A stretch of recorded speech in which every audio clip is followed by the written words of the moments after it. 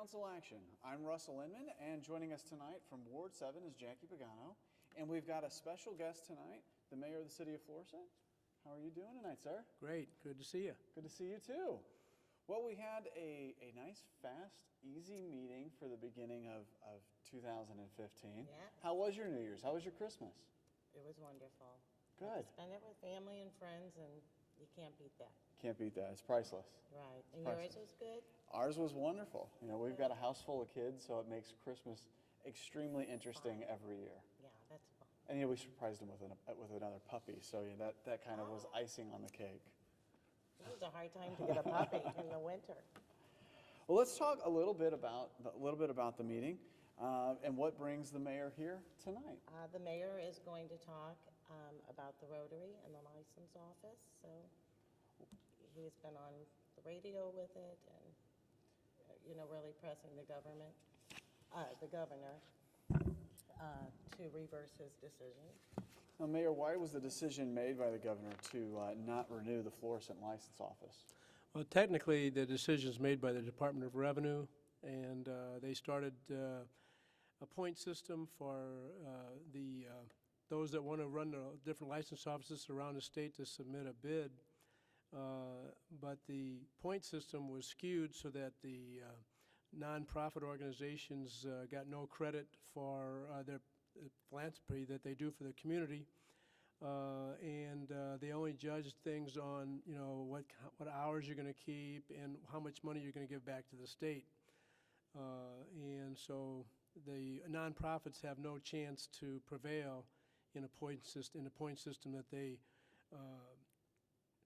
established. So what we'd like for the governor to do, since he's the governor of the state and we believe he's cloaked with immense powers, that he could put a stay on this decision and postpone it to a later time so that the Florissant Rotary can continue to run the office and continue to give money to TEAM, to give money to Marygrove and the Valley Industry Shelter Workshop and the scholarships for high school students and so forth and so forth. And we feel that the governor has that ability to get the Department of Revenue to take a time out and maybe reevaluate their point system, because in our view, the Florissant Rotary has been a no-brainer for them to continue. They've run the office in a very efficient way, haven't had any complaints from the public about the service they get down there, and then they've given $2.3 million out to those less fortunate over the last 20 years. So in their case, they're not giving as much money back to the state, but they've got many other ways where they're contributing back to their more direct community. Right. It's a perfect public and nonprofit partnership, and there's no possible way that the government could put that money back in the community any more efficiently than Rotary does. Rotary International, it's not just a Florissant Rotary. Rotary worldwide is one of the most benevolent, well-run organizations of philanthropy in the world. The Rotary is almost single-handedly eradicated polio from the face of the earth. They almost have it out. It keeps flickering back in different places in the world, but they're really close to eradicating polio. But I mean, that's just one example of what Rotary does. Great, terrific. Well, thanks for your striving effort to keep that Florissant office. Let me just add that to those that are listening to this show, the Rotary is a great organization, but all around the country, organizations like Rotary are aging, and it's a little bit difficult to get people in their 20s, 30s, and 40s, and 50s into organizations like Rotary because there is a commitment. But let me tell you, it's the most rewarding commitment you'll ever make. It's a way to network for your business, to be sure, but that's what gets people in. But what keeps them in is how good you feel in your heart giving back to those less fortunate. Thank you, Mayor. Appreciate that. We also had a second reading that was postponed tonight for the CVS pharmacy, and that moved on to a request for a transfer of a non-existing, non-conforming special use permit from Sullivan Tire and Auto to DAK Enterprises LLC, doing business as Western Tire and Auto. Now, is this company going to be run any differently? What's going to happen here? So I think there's going to be some cleanup on the site. And it's just, they're going to transfer. I'm sure they'll be a little bit different because it's, a different owner in there. So. Time for a facelift to the Right. facility and, Right. and ownership. First readings. Now, one thing that was definitely different about tonight than most, we had a lot of the emergency readings where went through 3 votes. But the city council had been off for a month, so I guess we're trying to catch up. We have, and some of these are ready. You know, the first one with the emos going in. That area is almost blighted where the Wedgewood pool used to be. And so they want to get started. And we're anxious for them to get started. Let's get it up and running and let people have something new. That passed in 3 readings tonight. So is that building going to be ready to be taken down? Yes. Construction to start? Good. There's an ordinance amending 7928 and 8014, which established a compensation plan for seasonal employees. Right. The minimum wage has increased. Okay. So we went from $7.58 to $7.65 an hour for those. Okay. And an ordinance authorizing a transfer of a non-conforming special use permit. That again goes with the DAK. All 3 of those passed with 3 readings tonight. Then we had an ordinance amending table, and you know, I don't know my Roman numerals well enough to say that, but this is adding eastbound St. Denis at Jefferson and on Jefferson in front of Sacred Heart Church on Saturday from 4 to 6 p.m. and Sunday from 6 to 1. It is no parking, and they are going to be, it will be handicap-only parking only during those hours of church. So that's where that was established. And this probably has been into effect for quite a number of years, but never the ordinance on there. Okay. So now it's in the books. And then we had a general budget to reflect $37,000. That's the asset forfeiture funds. Right. The police department's going to use that to purchase various equipment for the department. Right, that they need. So. And then the final one, schedule of court costs. And this is something that the judge requested that we try to get through as quick as possible. I think it's going from $25 down to $15 for the fees. Okay. So it'll be a savings.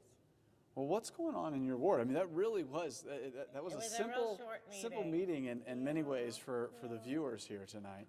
But what's going on in Ward 7 and the rest of the city for 2015? Well, other than the CVS has opened, so looks like it's doing well. The building's pretty. We had a lot of people decorate for the holidays, which was wonderful.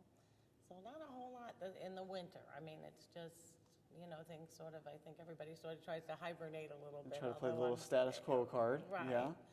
So I'm sure once spring hits, things are going to pick up again.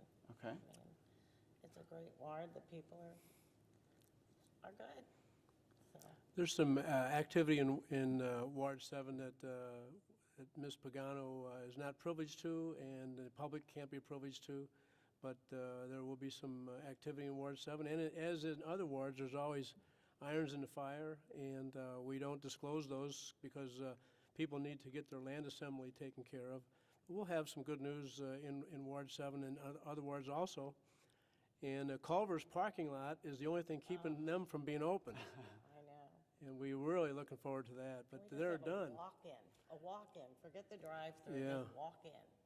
Well, Mayor, what's a quick reminder of some of the businesses that we already know are coming for 2015 that have started? You mentioned Culver's, for example.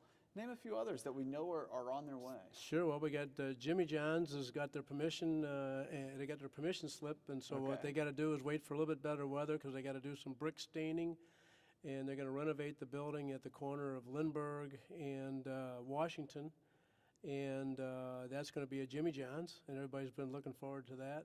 Of course, we just mentioned the Emos is coming. It's a new stand-up building. And we have Sweetie Pies is open now next to Mattingly's. And so, you know, things are moving pretty good. We got the car wash under construction where the bank used to be. We've got people, you know, Walmart's coming along too. Walmart's going to open sometime this year.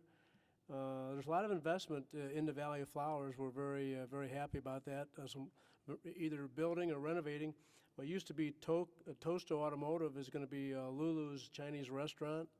That's kind of exciting. And so there's a lot of great things happening in the Valley.